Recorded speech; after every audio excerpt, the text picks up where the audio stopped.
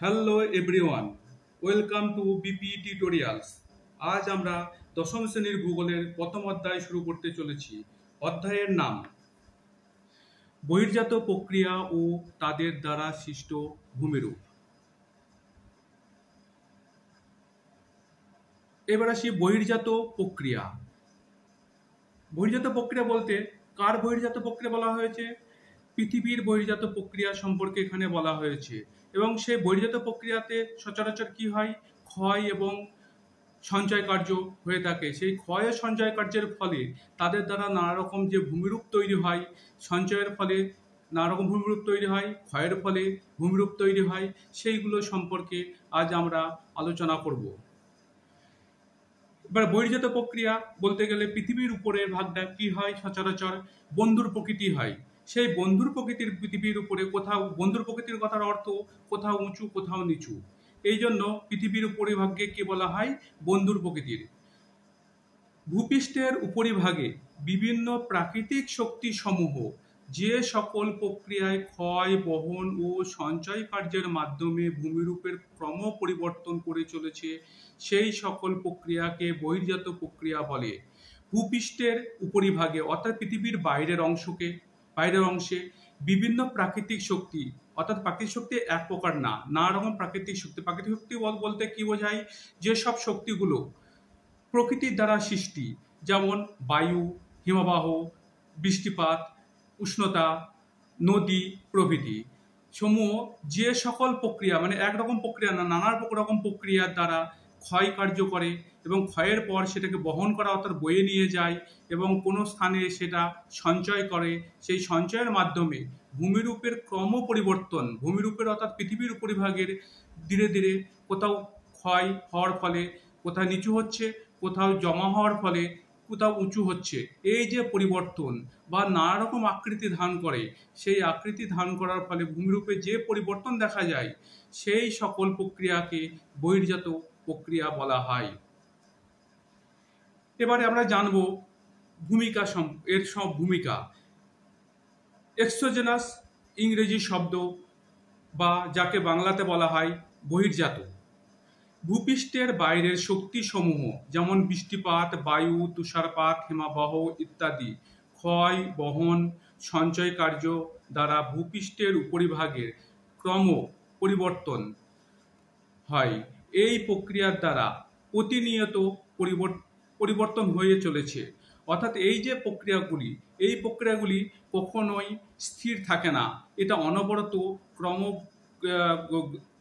গতিতে এটা কার্য করে চলে, যে কারণে একে কি বলা হয়? প্রতিনিয়ত পরিবর্তন হয়ে চলেছে। সচরাচর আমরা খেয়াল করে দেখে থাকবো, আমাদের এলাকাতে কোথাও যদি উঁচু এলাকা ছিল হয়তো অনেক দিন আগে, সেটা পরবর্তীতে দেখা গেছে সেটা নিচু হয়ে গেছে অনেকটাই। কিসের মাধ্যমে? সেটা প্রাকৃতিক শক্তি ক্ষয় কার্যের মাধ্যমে বা আমাদের মনুষ্যজনিত কার্যের ফলে কি হয়েছে? ক্ষয় হওয়ার ফলে সেটা হয়তো অনেকটা সমতল হয়েছে। তার মানে কি হয়েছে? সেটা ভূমির পরিবর্তন হয়েছে, ভূমিরূপের। এবার বহির্জাত শক্তি সমূহ, এই যে বহির্জাত শক্তি যেগুলোকে বলা হলো, সেগুলো দুই প্রকারের হয়। একটা স্থিতিশীল বহির্জাত শক্তি এবং গতিশীল বহির্জাত শক্তি। স্থিতিশীল বহির্জাত শক্তি যে উদাহরণ উষ্ণতা, বৃষ্টিপাত, আর্দ্রতা, বায়ুর চাপ ইত্যাদি। আর গতিশীল বহির্জাত শক্তির উদাহরণ যেমন নদী, হিমবাহ, বায়ু, সমুদ্র তরঙ্গ ইত্যাদি।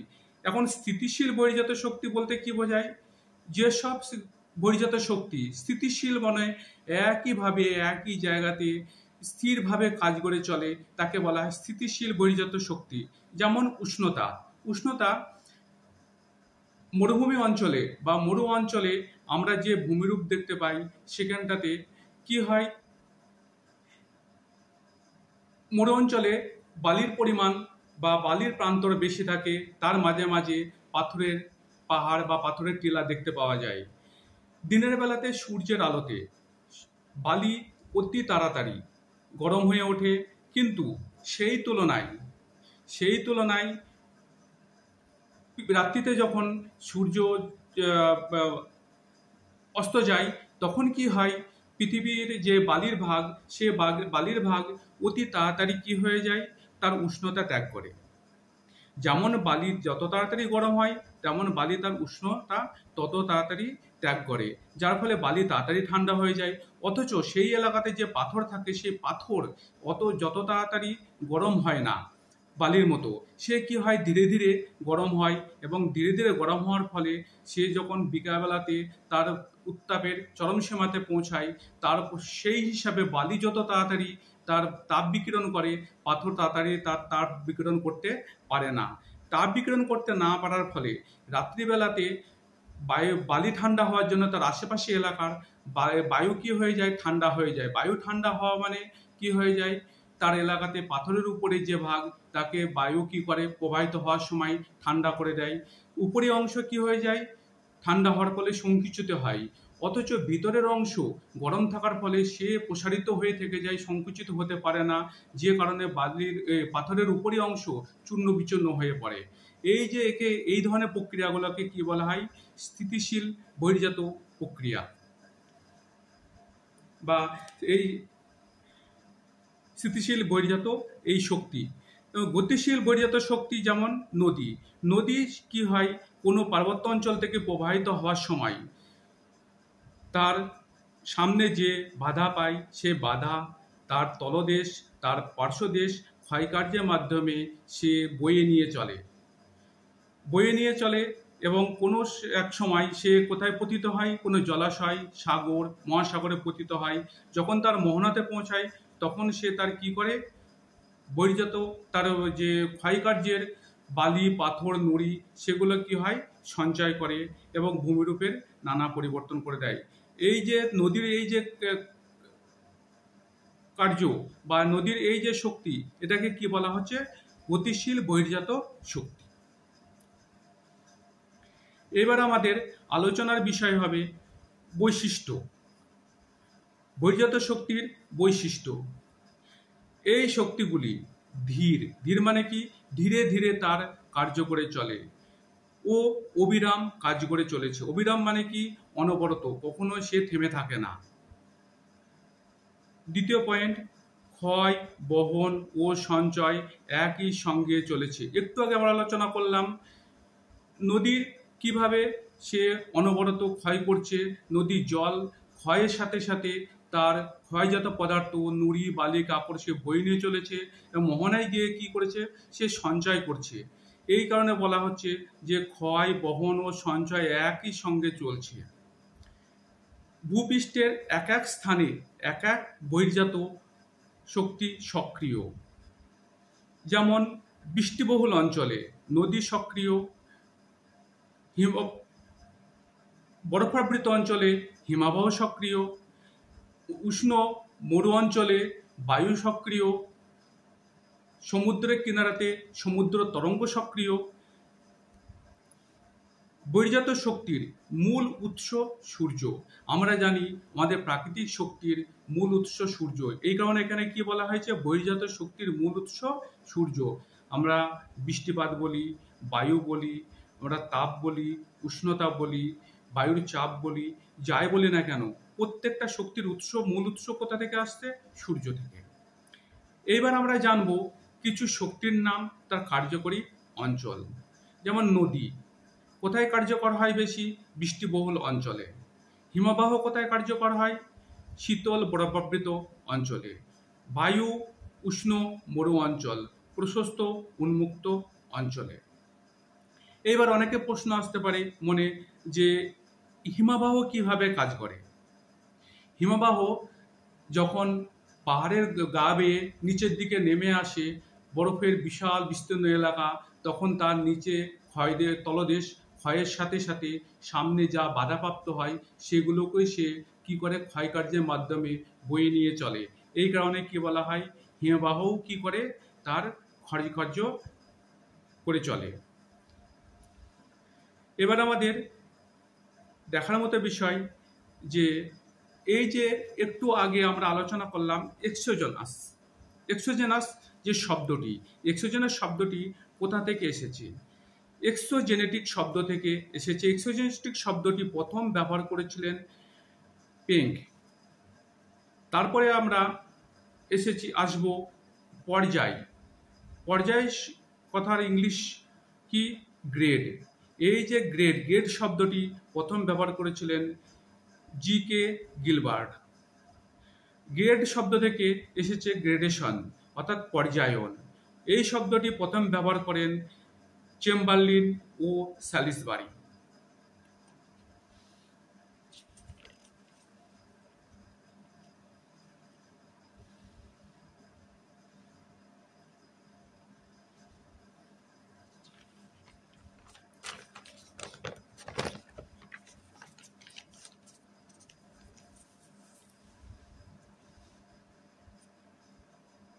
বহির্জাত শক্তিগুলির কার্যপদ্ধতি।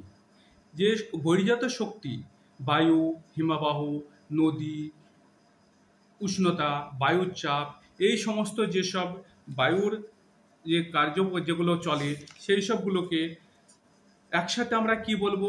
পর্যায়ন। এগুলোকে সমস্তকে একসাথে কি বলবো আমরা? পর্যায়ন।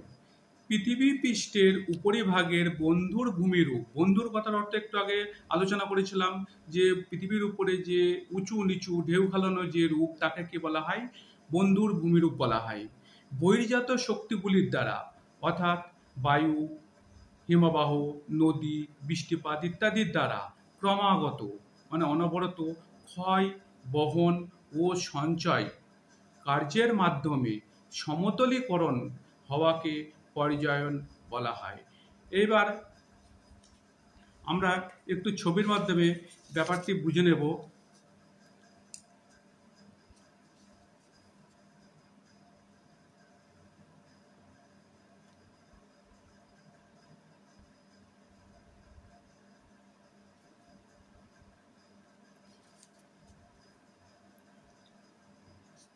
এর একটি উচ্চ পার্বত্য অঞ্চল। এবার যখন এর উপরে বহির্জাত শক্তিগুলি কার্য করবে, কার্য করার ফলে একসময় দেখা যাবে ধীরে ধীরে ধীরে ধীরে এর উপরি অংশ কি হচ্ছে? ক্ষয় হয়ে চলেছে। সেই ক্ষয়জাত পদার্থ আবার কোথায় জমা হচ্ছে?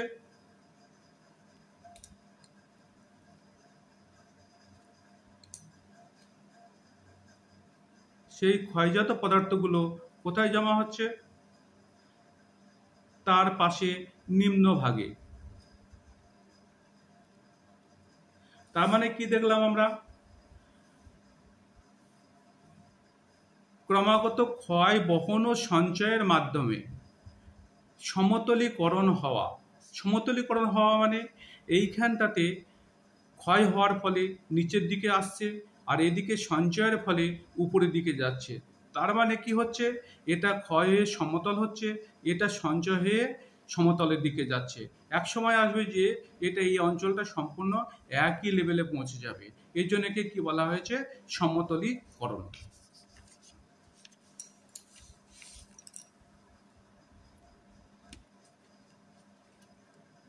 পর্যায়ন প্রক্রিয়া কোন কোন প্রক্রিয়ার মাধ্যমে হয়? অবরোহণ আর আরোহণ। এই যে পর্যায়ন এর তিনটি প্রক্রিয়া: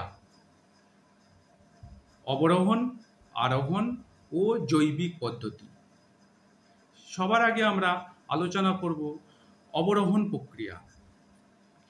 বলছে যে প্রক্রিয়ায় বহির্জাত শক্তিগুলির দ্বারা ভূপৃষ্ঠের উপরিভাগের শিলা ক্ষয় ও ক্ষয়জাত পদার্থের অপসারণের ফলে ভূমির উচ্চতা হ্রাস পায়।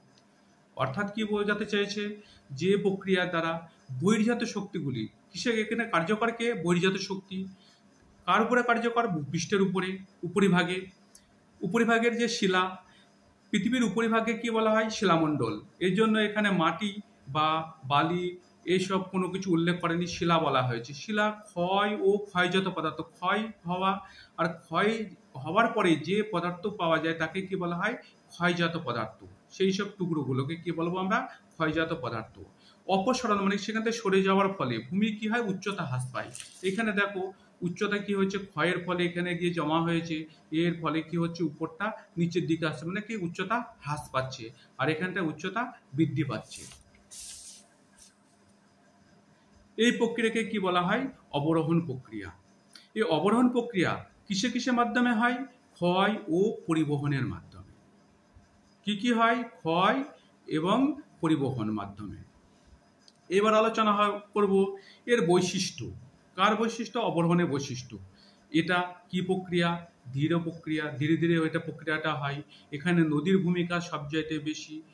তাছাড়া অববাহিকা ও নগ্নীভবন বড় ভূমিকা নেয়। এই অববাহিকার ও নগ্নীভবন এর সম্পর্কে আমরা পরে আলোচনা করব। এখানে কি হয়? উচ্চতা হ্রাস পায়। তোমরা দেখলে এখানে কি হয়েছে? উচ্চতা হ্রাস পেয়েছে। এর দ্বারা গঠিত ভূমিরূপ যেমন ইনসেল বার্জ, মেসা ইত্যাদি। সবশেষে একটাই কথা আসবে, এখানে ভূমির কি হয়? সমতলীকরণ ঘটে, যেটা তোমাদেরকে একটু আগে বোঝালাম যে এর মাধ্যমে ক্ষয় হওয়ার ফলে উচ্চতা হ্রাস পাচ্ছে, মানে ধীরে ধীরে ভূমিরূপ সমতল ঘটছে, যে কারণে একে বলা হয় সমতলীকরণ। এর দ্বিতীয় প্রক্রিয়া আরোহণ। আরোহণ মানে কি? কোথাও চড়া বা উঁচু হওয়া বা এগিয়ে চলা। যেমন পর্বতের আরোহণ করা মানে পর্বতের উপরের দিকে চড়া। তো কোনো নিচু অংশ উঁচু উপরের দিকে চড়াকে কি বলবো আমরা? আরোহণ। বলছে যে প্রক্রিয়ায় বহির্জাত শক্তির দ্বারা ক্ষয়জাত পদার্থ সমূহ পরিবাহিত হয়ে নিম্ন স্থানে সঞ্চিত হয়ে ভূমির উচ্চতা বৃদ্ধি করে তাকে আরোহণ বলা হয়। যে প্রক্রিয়ায় বহির্জাত শক্তির দ্বারা, এখানে সে বহির্জাত শক্তি কাজ করছে, কি হচ্ছে? ক্ষয়জাত পদার্থ সমূহ, যা পৃথিবীর উপরিভাগের বহির্জাত শক্তির ক্রিয়াকলাপের ফলে যা ক্ষয়জাত পদার্থ তৈরি হবে, সেই সব ক্ষয়জাত পদার্থ পরিবাহিত হবে না, সেখান থেকে বয়ে নিয়ে গিয়ে কি হবে? নিম্ন স্থানে জমা হবে। তার ফলে কি হবে? নিম্নস্থান কি হবে? উচ্চতা বৃদ্ধি পাবে। এখানে একটা জিনিস তোমরা খেয়াল করলে, অবরোহণ প্রক্রিয়ায় উচ্চতা হ্রাস পাচ্ছে আর আরোহণ প্রক্রিয়ায় উচ্চতা বৃদ্ধি পাচ্ছে।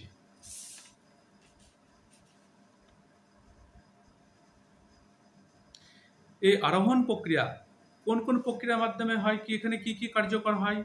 ক্ষয়, পরিবহন এবং সঞ্চয়। যদি ক্ষয় হয় আর পরিবহন হয় তাহলে কি হবে? অবরোহণ প্রক্রিয়া। আর তার সঙ্গে যখন সঞ্চয় জুড়ে যাবে তখন সেটা কি হয়ে গেল? আরোহণ প্রক্রিয়া। এবার আলোচনা করব আরোহণের বৈশিষ্ট্য। এটাও ধীর গতি প্রক্রিয়া, ধীরে ধীরে হয়। নদী, বায়ু, হিমাবহ এর কি ভূমিকা নেয়? মুখ্য ভূমিকা নেয়। এখানে প্রধান ভূমিকা নেয় কে? নদী, বায়ু, হিমাবহ ইত্যাদি। এর ফলে সৃষ্ট, হয়তো তোমরা পড়ে থাকবে নিচু ক্লাসে, নদী তার মোহনাতে পলল শঙ্কু, পলল ব্যজনী ইত্যাদি নানা রকম ভূমিরূপ সৃষ্টি করে। সমতলীকরণ ঘটে। এখানেও কি ঘটে? সমতলীকরণ ঘটে। উচ্চতা হ্রাস পাওয়ার ফলেও কি হচ্ছে? সমতলীকরণ ঘটছে। এখানে সঞ্চিত পদার্থ জমা হওয়ার ফলে কি হচ্ছে? সমতলীকরণ ঘটছে।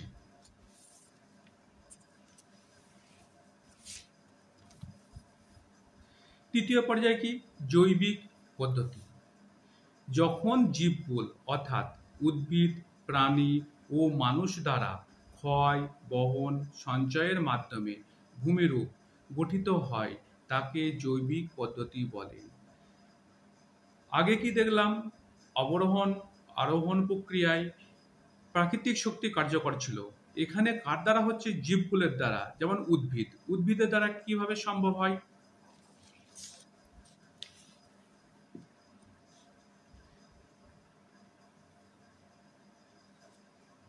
এই একটা সমতল এলাকা। এবার এখানে কি আছে? কিছু বড় বড় গাছ আছে। সেই গাছ বা জঙ্গল এলাকা। সেই জঙ্গল এলাকা থাকার জন্য যখন পৃথিবী পৃষ্ঠে আকাশ থেকে বৃষ্টি নেমে আসে, বৃষ্টি কি হয়? সরাসরি কার উপরে পড়ে না? মাটির উপর পড়ে না, গাছের উপরে পড়ে। গাছের পাতাতে বা গাছের উপর পড়ার জন্য বৃষ্টির যে গতিবেগ সেটা কি হয়ে গেল? কম হয়ে গেল। তারপরে ধীরে ধীরে সে মাটিতে নেমে আসে। যখন মাটিতে নেমে আসে তখন তার শক্তি কমে যায়, যার ফলে সে ক্ষয়কার্য সামান্যতম বা না বরাবর করতে পারে। অথচ তার পাশে একটা উন্মুক্ত এলাকা আছে। সে উন্মুক্ত এলাকাতে যখন বৃষ্টি নেমে আসবে সে কি করবে? সেই বৃষ্টি সরাসরি পৃথিবীর বুকে মাটির উপর নেমে আসবে, যার ফলে বৃষ্টির যে শক্তি মাটির উপর কার্যকর হবে, মাটি কি হবে, ক্ষয় বেশি হবে। দেখা যাবে ধীরে ধীরে এক সময় এই এলাকাটা কি হয়ে গেছে, আস্তে আস্তে আস্তে আস্তে আস্তে আস্তে নিচু হয়ে যাচ্ছে। অথচ এই এলাকাটা নিচু কখনোই হচ্ছে না, হলেও সামান্যতম, আর না হওয়ার তাই স্বাভাবিক। কি কারণে?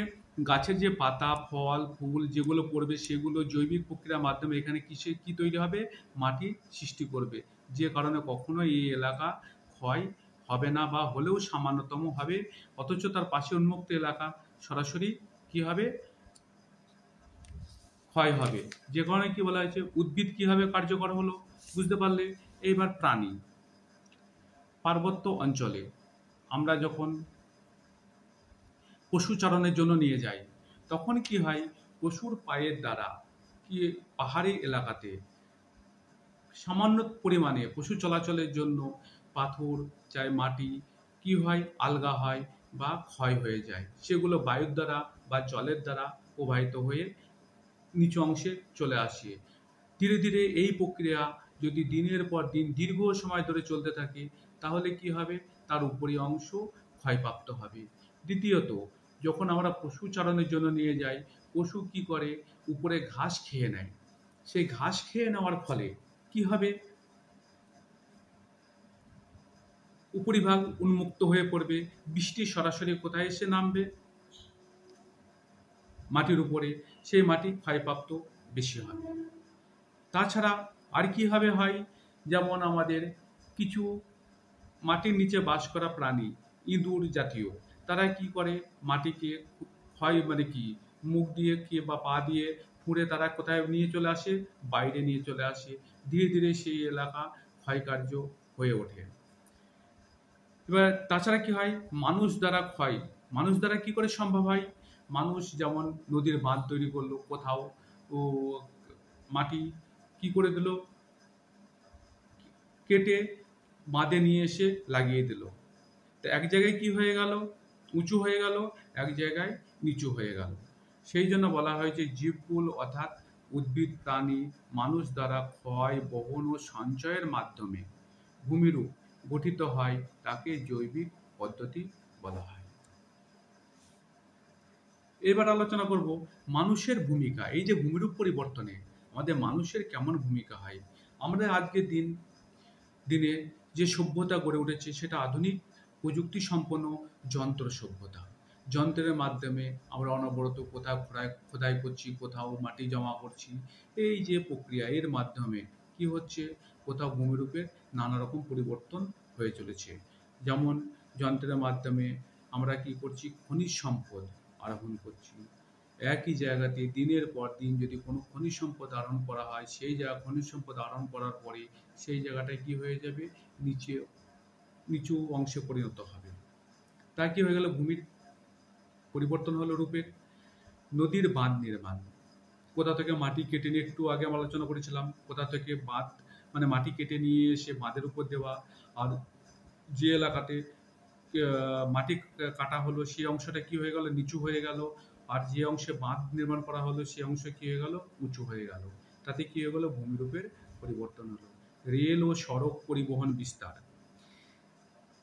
যে এলাকা দিয়ে রেল লাইন আর সড়ক আমরা তৈরি করি, সেখানে যদি কোনো পাহাড়ে আসে বা ছোট নিচু জলাশয় আসে, তা আমরা কী করি, মাটি ভরাট করে সেই জলাশয়কে বুঝিয়ে দিয়ে তার উপর দিয়ে রাস্তা বা রেল লাইন এগিয়ে নিয়ে চলি। বা ছোট কোনো পাহাড় বা টিলা আসলে সেটাকে কেটে তার মাঝখান দিয়ে বা তাকে সরিয়ে দিয়ে রেল লাইন ও সড়ক পরিবহনের জন্য আমরা তৈরি করি। তাতে কি হয়ে গেল, ভূমিরূপের পরিবর্তন হয়ে গেল। বিভিন্ন নির্মাণ সামগ্রী যেমন আজকের দিনে বড় বড় অট্টালিকা তৈরি হচ্ছে, সেখানতে তাতে কি হচ্ছে, কোনো জায়গা নিচু ছিল সেখানটায় ভরাট করে তার উপরে কি তৈরি করে দেওয়া হলো, একটা অট্টালিকা তৈরি করে দেওয়া হলো। তাতে কি হয়ে গেল, ভূমিরূপের পরিবর্তন হয়ে গেল। তাছাড়া পাহাড়ের ঢালে কৃষিকাজ, যেমন ধাপ চাষ যখন করা হয়, তখন মাটিকে কেটে কেটে পাহাড়ের গায়ে ধাপ তৈরি করা হয়। সেই ধাপ তৈরি করা যখন হবে, তখন মাটি যখন কাটা হবে, তাতে কি হবে, মাটি ক্ষয়কার্য হবে। তাছাড়া চাষ করার ফলে মাটি কি হয়ে থাকবে, উন্মুক্ত হয়ে থাকবে। বৃষ্টি জল বা হিমবাহ এই জাতীয় কিছু যখন এই পাহাড়ের ঢাল বরাবর নিচে নেমে আসে, তখন অতি সহজে সেই মাটি ক্ষয়কার্য করে নিচে নিয়ে চলে আসে। এই জন্য তাতে কি হবে, ভূমিরূপের পরিবর্তন হবে।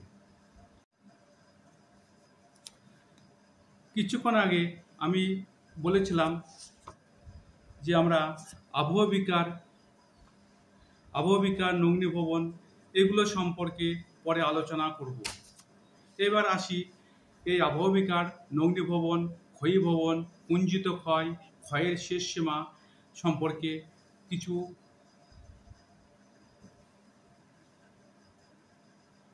আবহবিকার আবহাওয়ার উপাদানগুলি উষ্ণতা, বৃষ্টিপাত, আর্দ্রতা প্রভৃতি দ্বারা যান্ত্রিক, রাসায়নিক, জৈবিক প্রক্রিয়ায় শিলা চূর্ণ বিচূর্ণ বিয়োজিত হয়ে স্বস্থানে অবস্থান করলে তাকে আবহবিকার বা ওয়েদারিং বলে। যেমন আজকের দিনে সারা পৃথিবীতে বাতাসে প্রচুর পরিমাণে নানা রকম রাসায়নিক পদার্থ, রাসায়নিক গ্যাস মিশ্রিত হয়ে আছে। কি কারণ? তার কারণ হচ্ছে প্রচুর পরিমাণে কলকারখানা, প্রচুর পরিমাণে গাড়ি যানবাহন চলাচল ইত্যাদি কারণে।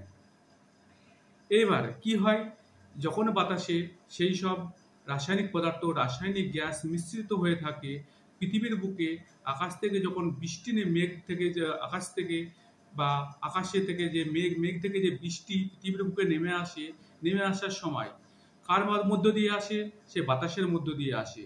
বাতাসের মধ্য দিয়ে যখন পৃথিবীর বুকে নেমে আসার সময় এই যে বৃষ্টিপাত, বাতাস থেকে যে রাসায়নিক পদার্থ বা রাসায়নিক গ্যাস সেইগুলোর সাথে কি হয়ে যায়, মিশ্রিত হয়ে পৃথিবীর বুকে যখন নামার পরে যেমন শিলার উপরে বা মাটির উপরে পড়ার ফলে সেখানটায় কি হয়, রাসায়নিক বিক্রিয়া ঘটায়।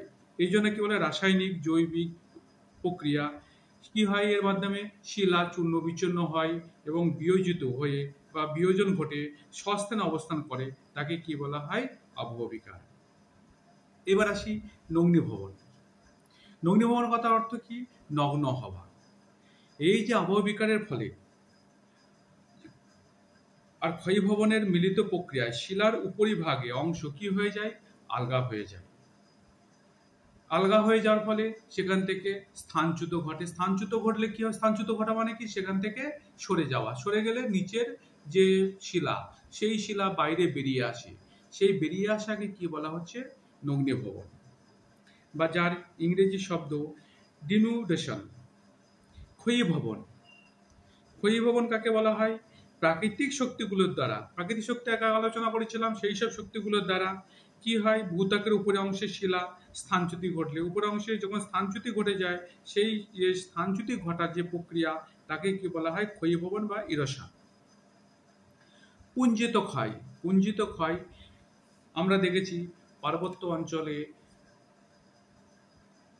হঠাৎ ভূমিকম্পের ফলে প্রচুর পরিমাণে পাহাড় ধস নামে, বা যেসব পাহাড়গুলো মাটির দ্বারা তৈরি সেই সব অঞ্চলে যদি প্রচুর পরিমাণে বৃষ্টিপাত ঘটে, তো সেখানেও কি হয়, ধস নামে।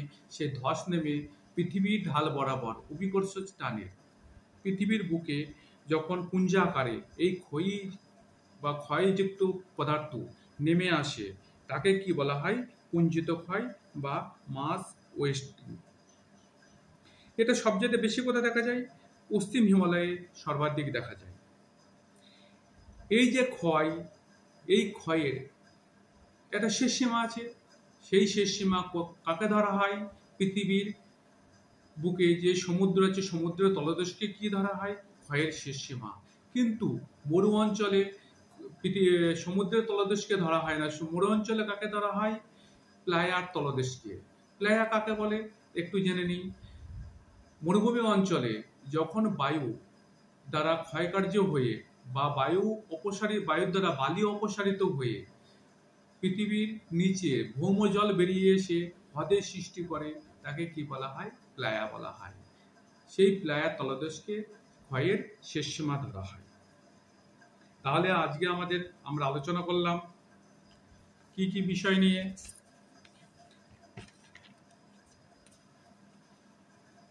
বহির্জাত প্রক্রিয়া, বহির্জাত শক্তিসমূহ, স্থিতিশীল বহির্জাত শক্তি, গতিশীল বহির্জাত শক্তি, বহির্জাত শক্তিসমূহের বৈশিষ্ট্য, কিছু শক্তির নাম, তার কার্যকরী অঞ্চল,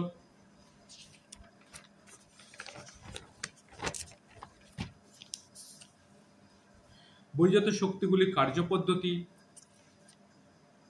যেমন যাকে পর্যায়ন বলা হয়, অবরোহণ, আরোহণ, জৈবিক পদ্ধতি এবং এদের প্রত্যেকটার বৈশিষ্ট্য,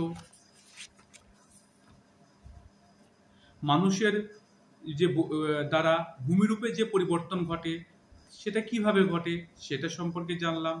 তাছাড়া আবহাওয়া বিকার, নগ্নীভবন, ক্ষয়ীভবন, পুঞ্জিত ক্ষয়, ক্ষয়ের শেষ সীমা সম্পর্কে আজ আমরা আলোচনা করলাম।